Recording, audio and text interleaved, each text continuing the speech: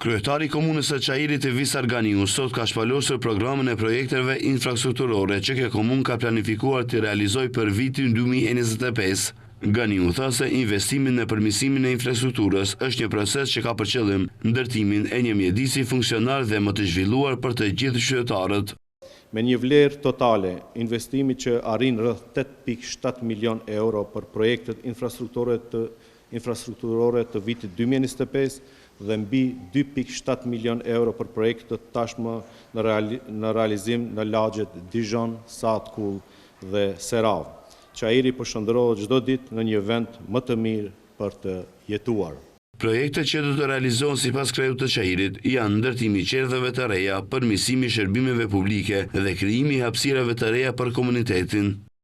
Në lagjen Fush Topan do të realizohen projekte që ndihmojnë zhvillimin e qëndrueshëm dhe rritjen e cilësisë jetesës. Ndërtimi i qerdhës për fëmijë Borbardha, rekonstruimi i infrastrukturës rrugore në rrugën Lazo Tarpovski dhe në rrugën Ferit Murati.